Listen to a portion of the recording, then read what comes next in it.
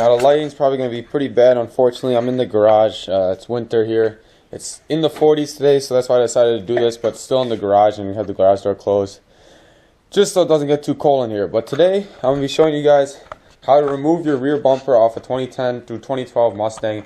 I believe it's the same, pretty much the same for a 2013 through 2014 also. But then the video after this, so this is just going to be removing and installing the bumper. And I'm making a separate video on how to install a GT500 / California Special rear diffuser from American Muscle. It cost me $120, and it's going to make the car look more aggressive because the V6 kind of just plain in the rear end. That's kind of what I'm planning on doing next. Getting a bigger spoiler and then changing a few things up in the rear end to give it a little more aggressive look. And while I'm in the car real quick, I just want to mention I started a new business called Sniffs for Whips. It's a air freshener, online air freshener business at the moment, not sold in stores.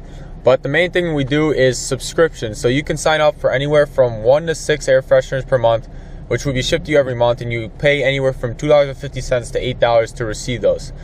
We carry 7 cents. If you'd be interested, check out sniffsforwhips.com. You can always try out an individual pack and you don't have to subscribe, but if you'd love to subscribe, that'd be great as well. You can use the discount code U10 for 10% off your first purchase or month of a subscription. Alright, so you're going to want to start by clearing out your trunk, because you're going to have to get in here to get off this, to get your tail lights out, because that's part of, you have to get the tail lights out to take the bumper off. And then part of the lining. Tools you're going to need.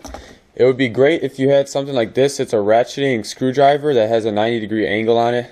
It's for tight spaces, so you can get on the side wheel well, so you don't have to take your wheels off. A small ratchet set with other bits on it and stuff. And then I don't have a clip popper, like a fork, to get around the clips that are on the bumper. So I kind of made my own here, and you can see it has a slot right there just so I can get in and pop the clips out. But if you have a trim removal tool, that'll work as well.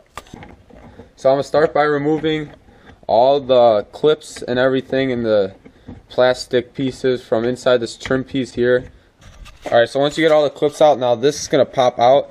If you can get this out of the way, it'll probably be easiest. But then it takes a little pulling on because it has clips at the top here.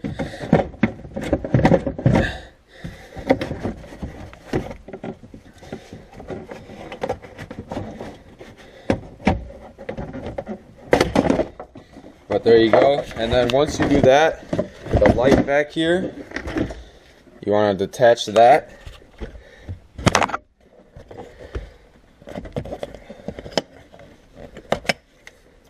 And you can move that out of the way. Alright, so to get to the headlights here, you're going to want to pull this back. And you're taking these two over here out, and this one as well. And then your headlight will come out. That's the same on each side.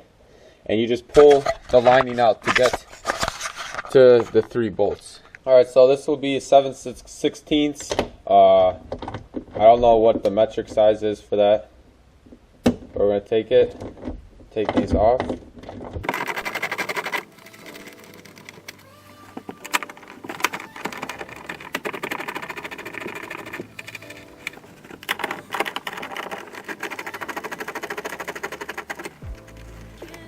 You're going to pull it straight out just a little bit. And then you can see all these clips in here, like that one, and then unscrew the bulbs so that the whole headlight housing comes out. There you go, the whole headlight is out. I'm using a trunk as storage, but you can see there's 1, 2, 3, 4, 5 different bulbs that had to be twisted out. And then you just want to set them down carefully so nothing happens to them. And then we're going to go around and do that to the other side.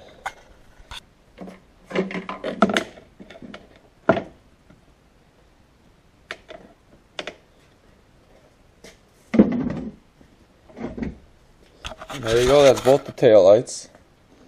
Now is when you're going to want to use that 90-degree ratcheting screwdriver if you have one, and remove these screws on the inside of your bumper. And there we go, all 3 of these are taken out, and we'll go around to the other side now. Alright, so now you're going to have to start by taking off the clips on each side, 2 of them on each side over on the sides here of the bumper. And then you're going to go over here and take these clips off too. I had taken them off the other day already. But you're going to have those there. If your replacing and putting a new diffuser on like I am, it will come with new clips like mine did from American Muscle. But if you're just taking your bumper off for some other reason, you're going to probably have to buy some clips because those break really easily.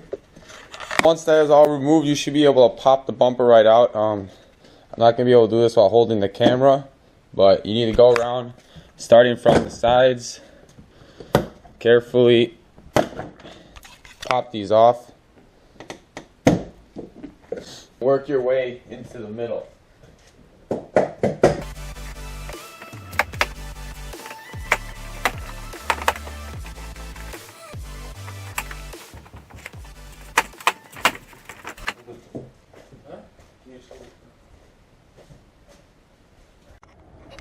Alright, so as you can see, the bumper is back on and everything. Installing the bumper back on is just the same as removing it. Just make sure everything goes back where it started. Going on is a lot easier than taking off. And taking off was a little frustrating at times, but got it done. And it all went back into place very nicely. Now, if you're thinking about getting a new diffuser, just to finish out this video, I just put the GT500 / California Special rear diffuser on the car. That'll be my next video. You can look how I installed that. If you're still interested in that, or you're just looking how to take off your bumper. I want to thank you guys for watching. Hopefully this helped you guys and showed you how to take off your rear bumper if that's something you're trying to do right now. And if you liked the video, don't forget to subscribe, and hope you enjoyed.